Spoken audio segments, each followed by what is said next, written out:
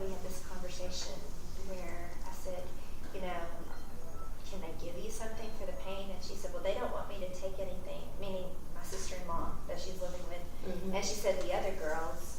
And I told her, I said, you know, that really should be your choice. Mm-hmm. You know, it's your choice if you, I mean, you're on hospice, and hospice is there at the house with her. Mm-hmm. And I think that really they don't want her to die sooner, Mm-hmm. but she is dying. Mm-hmm. I'm not sure they've accepted that idea, you know. Mm-hmm. So I understand that they don't want, It's scary. that they don't want to, like they don't want her to die sooner. Mm-hmm. But I'm not sure whether that's their issue, Mm-hmm. you know, whether they're wanting more time to sort out stuff. Mm-hmm. So anyway, I told her, you know, I think that should be your choice. If you want more pain medication and knowing the risk that it could, you know, possibly shorten your life, then and that you won't be alert, Mm-hmm. then I think that should be your choice. Or if you want to be alert and just deal with the pain, I think that should be your choice too. Mm-hmm. So I don't know what will happen with that. Mm-hmm.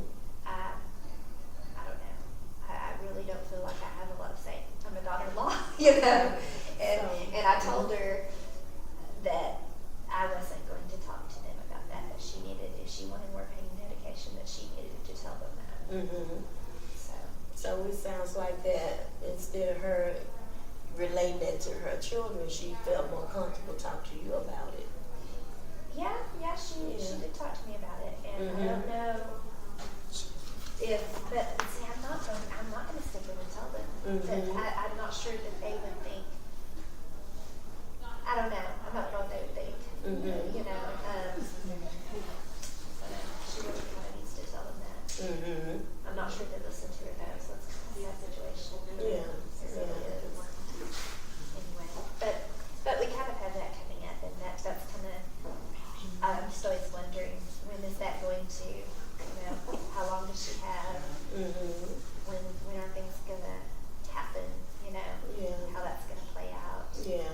How my husband's gonna deal with it, because he's always been really close to his mom. Mm-hmm. And my oldest daughter has always been really close to her. And Oh, so I'm okay. kind of looking at that and thinking, wow, that's gonna be tough. Mm-hmm. Yeah. You feel like it may have an effect on your husband and your daughter.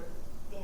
Yeah. I feel like it's going to, and I don't know how things are gonna play out. I mean, I feel kind of selfish thinking about how it's gonna play out with my school and stuff. Mm-hmm. Given that, you know, we're talking about her life, you know, it's not, it's like, well, it's really no big deal. I shouldn't be worried about it if I have this class or, you know, what's going to happen.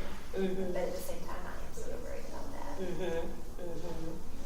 because I just don't know how things are going to play out, you know. Mm-hmm. So you have some concerns about that and whether it's going to affect your schooling and things like that. Right, I do, and I don't know how. What she said, just pray that God will take me on home. And I just said, you know, that I'm really sorry that you're not feeling really well. I know it's really hard. And I said, you know, it's really hard for the girls too. I think it's harder for them because they're older. They're all of the girls are older, and then she had the boys, like kind of a separate family almost. And I said, I think it's harder for them because they feel responsible and they're older. You know, you're staying with. So I don't know. Anyway, I just kind of feel sad about it, but there's not a lot I can do about it. Just hope that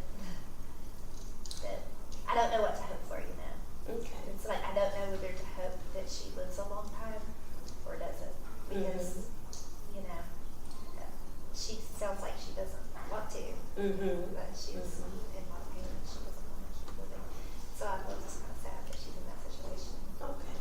Oh yeah. So what I hear you saying is that you're feeling sad, but you also feel hopeless. I mean, not hopeless, but not able to be there to help her. You kind of feel like you're not. Right. Yeah, sort of helpless. Like Yeah, there's really yeah. not anything that I can do about it, and it's kind of weird.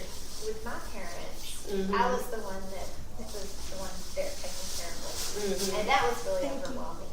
So I mean, we've kind of done that before, Mhm. but they were on hospice, and they didn't live. They didn't live very long after they got on hospice. Mhm. But you know, the way that I look at it is, okay, we knew they were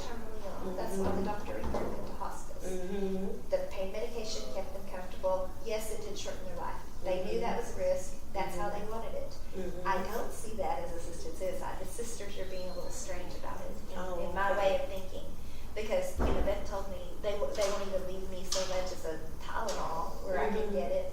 And I think she's suicidal. I'm not sure what they're worried about with that. It's a little weird to me. But anyway, there's not anything I can really do about it. So yeah, it was helpless. I feel like I don't have a lot of say in it. And it's just my mother-in-law, you know. So anyway. And it seems like, I mean, sounds like to me that you've been through this before. Oh yeah. You've been at this place before. Yeah. So we lost my grandma, who had adopted me. My grandparents adopted me, and then my dad lived with us too. And so we lost my grandma about 5 years ago, and my dad about 3.5 years ago, something like that. And they were in hospice, and same thing, they had congestive heart failure. So yeah, we've done that before, and anyway, it's just not really the decision that I would make. I would not be handling it the way that her daughters are choosing to handle it, but it's not really my decision. I just feel kind of, I personally feel sad about the way they've chosen to do it. And like I said, a little worried about my husband and how things are going to play out. It was really hard for him when his dad died. Yeah. And I think this is going to be, really hard for him when she does. So I'm not looking forward to that. Yeah. So I guess that's just kind of in the back of my mind always. But, and kind of some guilt that we haven't been able. She asked me when she called Friday, she said that one of her daughters had told her that she was too bossy and she couldn't come over, and she said, is that why y'all don't come to see me? And I said, no, we are coming as much as we can, because that was one of the reasons we wanted to be back from Georgia, back this way. I said, we're coming as much as we can. Like, we couldn't go last weekend because it was all snowy and roads were bad. But anyway, so I feel kind of guilty too. Like, we should be going up there more, you know, because who knows how long we have. And so anyway, I have kind of a bunch of mixed feelings about that. So it's more concern for my husband and my children, because like I said, I'm daughter-in-law. I mean, yeah, it's a loss to me, but it's a comfort now. Yeah. Right. So what I'm hearing you saying is you feel like you need to be there for them as well as the mother. Right. Yeah. It's gonna be tough. Right.